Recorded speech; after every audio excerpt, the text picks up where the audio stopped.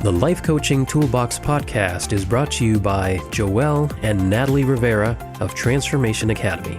In this episode, Joeel talks about how to change conditioned responses and rewrite your life story. This episode is one of 9 episodes in a series about coaching your clients to rewrite their life story and empower their personal narrative. So now I want to talk about conditioning. And conditioning is vital because we're creatures of habit. So what is conditioning? Conditioning, I'll give you an example to start off with. For example, when you're a little kid and you do something, you might look at your parents to see how they react. So do they smile? Do they frown at you? So it's almost like you just got rewarded or punished. And obviously you might have been punished in a different way, or you might have been rewarded in a different way for certain behavior. But what happens is that you start developing an understanding of what life is, what your role is, how things should be. So you're constantly in our society being reinforced or being punished for certain behavior. So did you smile at the person? And then how did that work out for you? Was it positive? Was it negative? Should it be reinforced? Sometimes people are aggressive because that aggressiveness is reinforced as they grew up, as they develop. So it creates a structure for our brain because our brain always looks to be efficient. That is the main goal of our brain, to the extent that a lot of research have shown that we're characterized by repetition. Our daily life is based on repetition. For example, have you ever driven a car to your job and then not even know how you got there? You know, it's like you wake up, you turn on the keys, or you get up in the morning and you stumble a little bit, you brush your teeth and you eat breakfast, and you might blink and you're like, oh, how did I make it to my job? Or you start leaving to go somewhere else from your job to your home and you space out and all of a sudden you're home. Well, that's because it's unconscious. What you did, you didn't even have to think about it. And a lot of our conditioning is unconscious, so it doesn't even fit into our radar of things that we do. We do it without even thinking. Again, our brain is efficient. And this is so powerful that studies have shown that 45% of our daily behavior is repeated, meaning that we do it over and over again. A lot of times, they are there through cues and locations. So for example, it might be a specific place. As soon as you get home or as soon as you do something, you get home automatically, you might check your Facebook when you walk through the door, or automatically after you eat, you put the dish down, and that cue of putting that dish down then triggers your brain to let it know that it's now time to go outside and smoke a cigarette. Or whatever it may be, a sound, an environment, a specific location, or even when you get in the car, you know, you already know that you're driving a specific direction, but as soon as you get in the car, it might trigger you to do a certain behavior.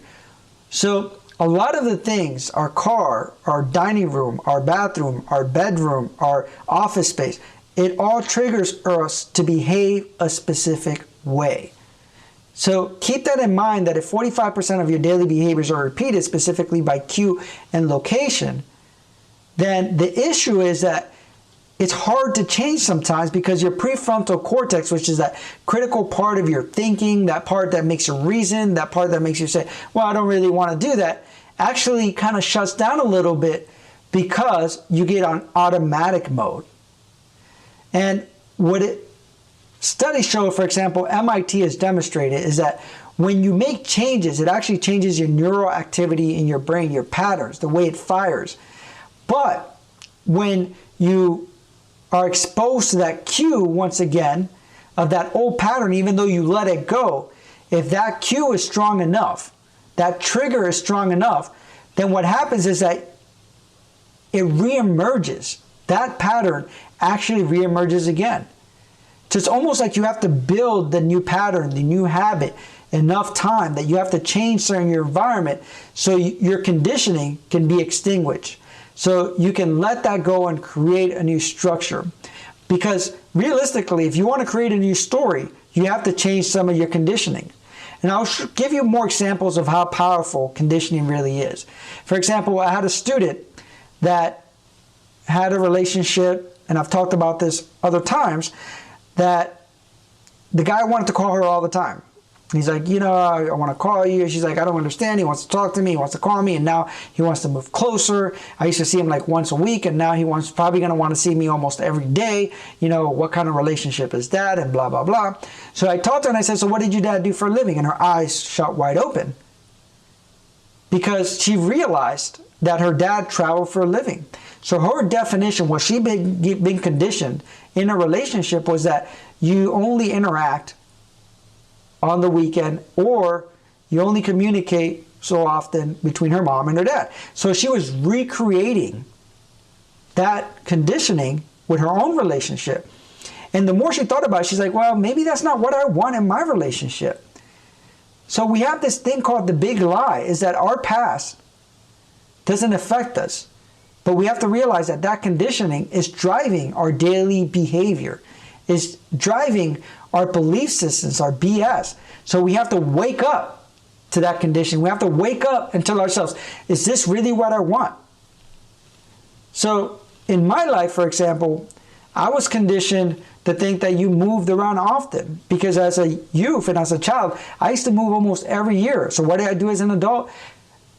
Every year, I used to move somewhere else. And if I didn't move, I'd get itchy. It's like something wanted to scream, and I would have to move. And so that was part of what reality was to me. The same thing, if you had parents that worked an 8 to 5, and they hated their job, and they came and complained all the time, the people around you, the same thing. So your definition of working is something that you hate, that you just come home and complain. So what happens if you hate your job? What do? Do you just get home and complain about your job? Do you actually look for a solution? Do you look to maybe change your job? Do you look for different things that you could do? Or do you look to create your own job? Probably not, because you've already been conditioned to define your career in that specific way. But your conditioning does not have to define your life. It doesn't have to define what you want to do. But it can be very powerful. So you have to become aware of your conditioning. For example, you might be talking to someone and they might be wearing a specific perfume or cologne, and all of a sudden you start getting angry or frustrated when the conversation has nothing to do with something you should be getting angry and frustrated. If that happens, it's probably because you've been triggered by one of your conditioned responses. Maybe someone else used to wear that cologne or perfume that did you wrong, maybe a past relationship, or somebody that did something that hurt your feelings and stuff like that. Maybe they used a trigger word. For example, my dad's trigger word was, we need to talk. As soon as you would say that, he would get in trouble when he was a little kid. So if I told him we need to talk, he would get defensive, even though I was going to talk about something positive. So we need to break down that conditioning. So you have to develop awareness of things that you've been conditioned, some of the triggers that you have, some of your cues. For example, if you wake up and you hit the snooze button, you've already been conditioned to hear the noise, hit the snooze button, go back to sleep, hear the noise, hit the snooze button, and then you're rushing and stressed out because you're going to be late to work. But you can change that conditioning and that cue very simple. Change the noise of your actual alarm or your phone. Maybe have it come up with music that's going to motivate you, that's going to make you feel good. Because by doing that, you're actually already changing your cue. For example, you might have someone that calls you, that you're triggered by them because you've been conditioned to have a negative association with every time they call. Maybe if you change the picture that comes up when they call, it can change that cue, which then can have you have a different conversation when you talk to them, instead of starting the conversation in negative light.